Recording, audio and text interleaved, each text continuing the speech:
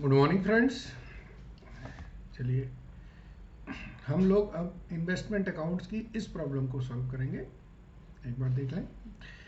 A limited purchase on 1 April 2015 8% convertible debenture in C limited of face value of ₹2 lakh at 108. Okay.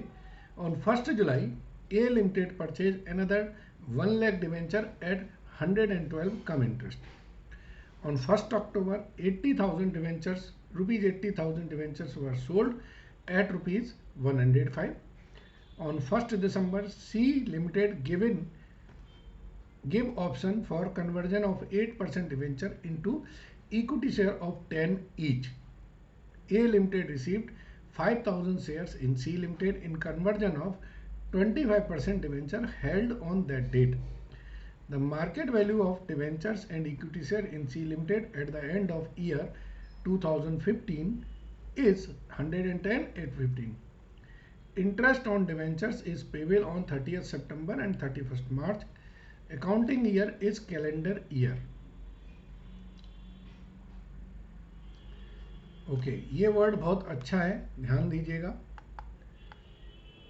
अगर ये line नहीं लिखी हो तो क्वेश्चन पूरा बदल जाएगा, लेकिन अब ये लाइन लिखने से क्वेश्चन अलग होगा। अब इसका कैलेंडर ईयर का मतलब है 1 जनवरी से 31 दिसंबर, और इंटरेस्ट पे हो रहा है मार्च में और सितंबर में। यानी कि 1 जनवरी को जब हम ओपनिंग बैलेंस लेंगे तो उसमें एक्रूड इंटरेस्ट आएगा। यस, ये चीज़ थोड़ी समझने वाली है।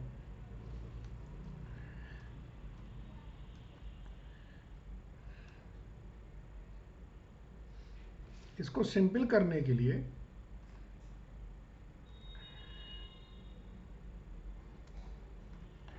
हम इसको लाइन को हटा देते हैं।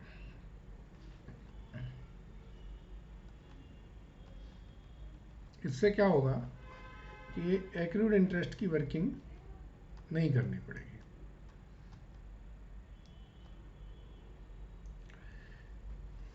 चलिए, या आप चाहते हैं कि इसको ऐसे ही करें तो ऐसे भी कर सकते हैं।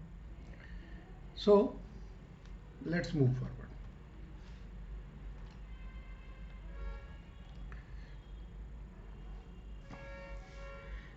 ये बुक्स होंगी ए लिमिटेड की,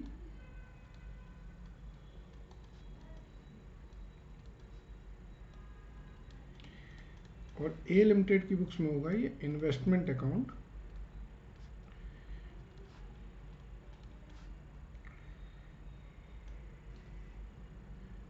कितने परसेंट डिवेंचर्स हैं ये? 8% debenture in C limited for, मैं स्पेसिफिक कर देता हूँ, 1 जनवरी 2015 से, नहीं, परचेज पहली बार की है। सो 1 जनवरी 2015 से 31 दिसंबर 2015। ये एक लाइन से देखिए कितने इम्पैक्ट आते हैं, इसको अभी समझ में आएगा थोड़ी देर में आपको।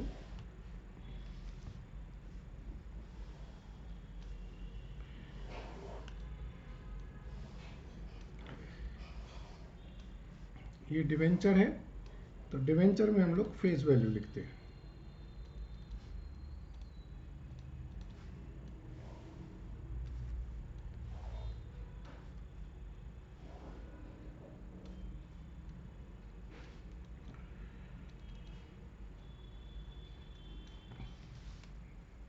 ठीक है, एक हमें इसके साथ अकाउंट और बनाना होगा,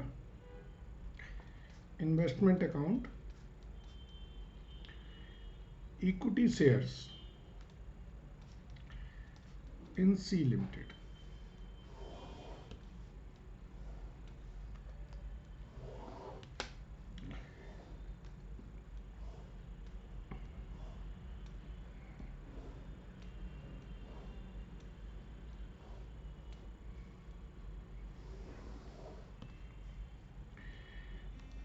numbers,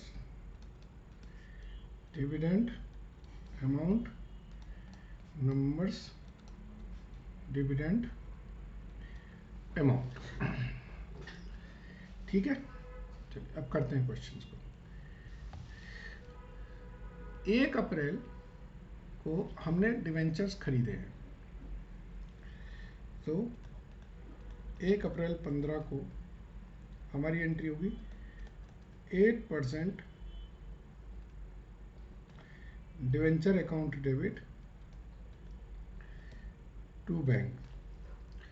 इंटरेस्ट इसमें नहीं आएगा क्योंकि 31 मार्च को ही इंटरेस्ट पे किया होगा। तो कितना है, 2 लाख के डिवेंचर्स हैं, 108 रुपये पे खरीदे, यानी कि 2,16,000 में हमने खरीदे। तो 1 अप्रैल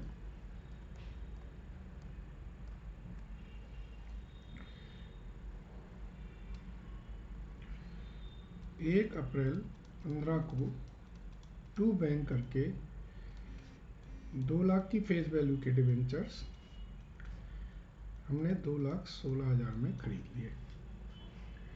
ठीक है, अब आगे बढ़े। 1 जुलाई को फिर से खरीदे हमने 1 लाख के डिवेंचर, 112 रुपये, मतलब 1 जुलाई 2015 फिर से हमने खरीदे 8% डिवेंचर्स टू बैंक। ये पेमेंट हमने 1,12,000 करी क्योंकि 112 रुपये पे खरीदे हैं। इंटरेस्ट हमें देना होगा कितने महीने का, 1 लाख पे 8% से 3 महीने का। लास्ट इंटरेस्ट 31 मार्च को मिला होगा, तो 1 जुलाई को खरीद रहे हैं तो अप्रैल मई जून ये अमाउंट आएगी 2,000। इसका मतलब है कि जो डिवेंचर्स हमने खरीदे उनकी कॉस्ट हो गई है 1 लाख और 1,10,000, सॉरी। अब देखिए, on 1 December on 1 October 80,000 debentures इन्होंने बेच दिए हैं। तो उससे पहले 30 सितंबर 15 को इनको इंटरेस्ट रिसीव्ड होगा। 3 लाख पे 8% से 6 महीने का 12,000 रुपया। अब 1 अक्टूबर को इन्होंने बेचे हैं,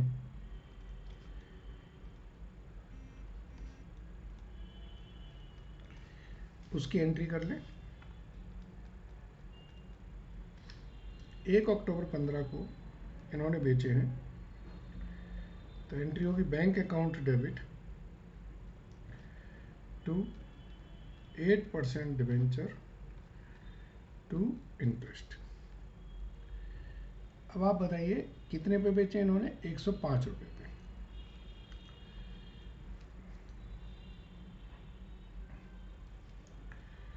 तो 84,000 आएगा। इंटरेस्ट कितना होगा, निल। क्यों, 30 सितंबर को इंटरेस्ट मिला तो 1 अक्टूबर को तो अगले दिन ही बेच दिए, इसलिए कोई इसमें बैलेंस पीरियड नहीं है। तो ये 84,000 इंटरेस्ट इसमें आएगा नहीं, फेस वैल्यू आपने 80,000 के डिवेंचर को 84,000 में बेच दिए। अब ये हम बना लेते हैं स्टेटमेंट ऑफ कॉस्ट। यहाँ लिख लें हम फेस वैल्यू और यहाँ लिख लें कॉस्ट। 1 अप्रैल को हमने खरीदे कितने, 2 लाख के खरीदे हैं 2,16,000 में। 1 जुलाई को 1 लाख के डिवेंचर खरीदे हमने 1,10,000 में। इसका मतलब है 3 लाख के जो डिवेंचर्स हैं इनकी कॉस्ट हो गई है कितनी, 3,26,000। हमने बेच दिए हैं 80,000 के डिवेंचर्स, तो बैलेंस बचे अब हमारे 2,20,000 के डिवेंचर्स। ठीक है, अब इस 80,000 के डिवेंचर की कॉस्ट निकाल लो। 3,26,000 divided by face value 3 lakh into 80,000, ये आई हमारी 86,933। आपने ये बेचा कितने में है? ये तो कॉस्ट आई, बेचा 84,000 में है। इसका मतलब है बाय P&L आएगा आपका 2,933 लॉस वन से। ठीक है,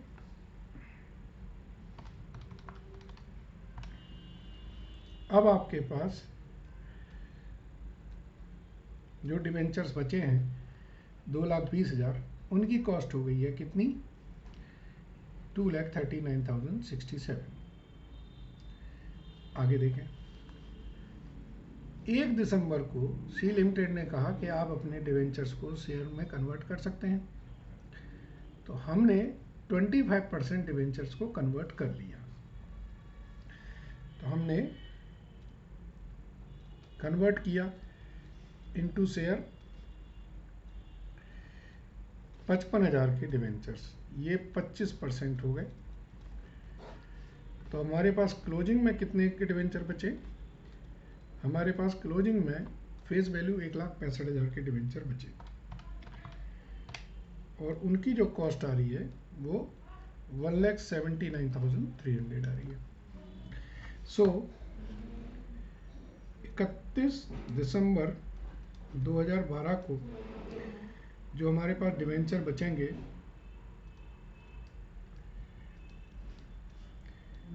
1,65,000 के डिवेंचर बचेंगे, और उनकी कॉस्ट आएगी 1,79,300। अब यहाँ एक बहुत इंपॉर्टेंट पॉइंट है, वो पॉइंट है एक्रूड इंटरेस्ट का। इस एक्रूड इंटरेस्ट का आपको लास्ट इंटरेस्ट मिला है 30 सितंबर को, उसके बाद तो इंटरेस्ट मिला नहीं। इसका मतलब है 3 महीने का इस पे इंटरेस्ट हमारा एक्रू हो गया है। 1,65,000